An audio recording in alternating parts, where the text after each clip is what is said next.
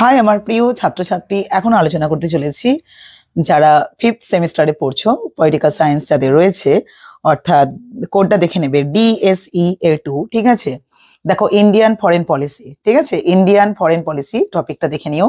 Indian foreign policy যারা fifth সেমিস্টারে পড়ছো, ঠিক আছে, জেনারেল পেপার যারা রয়েছে, তো যারা জেনারেল নিয়ে যারা পড়াশোনা করছো তাদের জন্য DSEA2। ঠিক আছে, কিছু 10 মার্কসের কিছু ইম্পর্টেন্ট প্রশ্ন আমি তোমাদেরকে বলছি। দেখো, বিদেশ নীতি কাকে বলে, এর বৈশিষ্ট্য লেখো।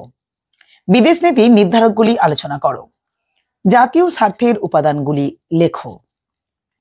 জাতীয় স্বার্থ রক্ষার উপায়গুলি আলোচনা করো। বিদেশ নীতি রূপায়ণে কূটনীতির ভূমিকা লেখো। গোপন কূটনীতি ও প্রকাশ্য কূটনীতির মধ্যে পার্থক্য লেখো।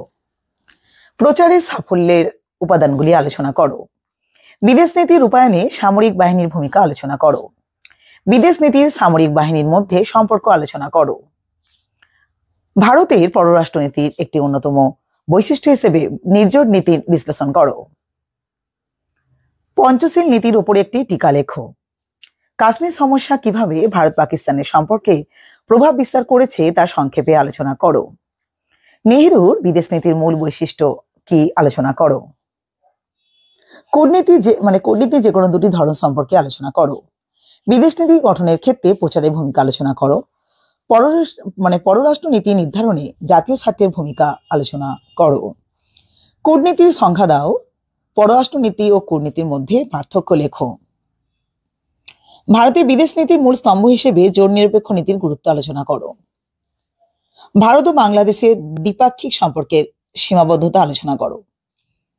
ভারত ও পাক বিবাদের মূল ক্ষেত্রগুলি চিহ্নিত করো। ভারত ও শ্রীলঙ্কার দ্বিপাক্ষিক সম্পর্ক আলোচনা করো। ঠিক আছে, কিছু এবারে 15 মার্কসের প্রশ্ন নিয়ে আলোচনা করব। দেখো, পররাষ্ট্র নীতি প্রণয়নের ক্ষেত্রে গুরুত্বপূর্ণ নির্ধারকগুলি সংক্ষেপে আলোচনা করো বা সম্পর্কে সংক্ষেপে আলোচনা করো। বৈদেশিক নীতিতে জাতীয় স্বার্থের কেন্দ্রীয় ভূমিকা বিশ্লেষণ করো। ভারতের বিদেশ নীতির মূল নীতিগুলি আলোচনা করো। ভারত ও বাংলাদেশের পারস্পরিক সম্পর্ক ব্যাখ্যা করো।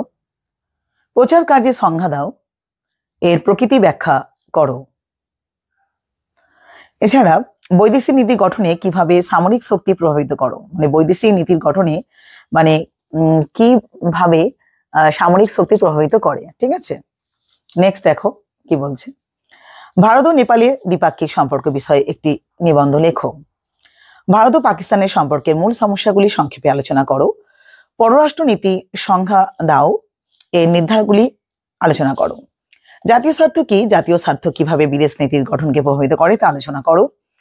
ঠান্ডা যুদ্ধোত্তরকালে ভারতের বিদেশ নীতির মূল বৈশিষ্ট্যগুলি আলোচনা করো। এছাড়া ভারত শ্রীলঙ্কার দ্বিপাক্ষিক সম্পর্কে বিবর্তন আলোচনা করো। বিদেশ নীতি প্রচারের মধ্যে সম্পর্ক লেখো। বিদেশ নীতি ও প্রচারের মধ্যে সম্পর্ক লেখো।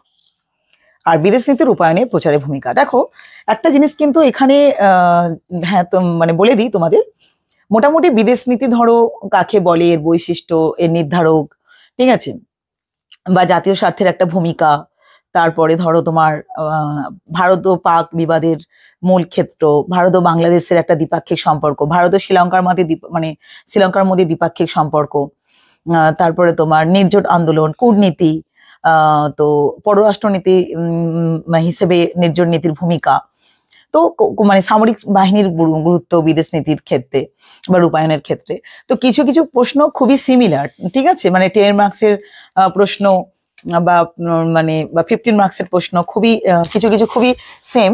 তো কিছু 10 যেটা 10 মার্কসের তোমরা রেডি করবে, সেটা 100টা শব্দের মধ্যে তোমরা রেডি করবে অ্যান্সার গুলো। তো একটু কনসেপ্ট একটু ভালো করে জানলে নিজের মতন করে লিখে নিতে পারবে। আর 15 মার্কসের তোমাদেরকে একটু বিস্তারিত আলোচনা করতে হবে। এই ভিডিওটা যদি তোমাদের ভালো লাগে তোমরা অবশ্যই লাইক করো, অবশ্যই সাবস্ক্রাইব করবে প্লিজ, তোমরা শেয়ার করো যাতে অন্যান্য স্টুডেন্টও জানতে পারে। তো তোমরা সবাই খুব ভালো থেকো। ঠিক আছে, তো আজকের মতো টাটা, বাই।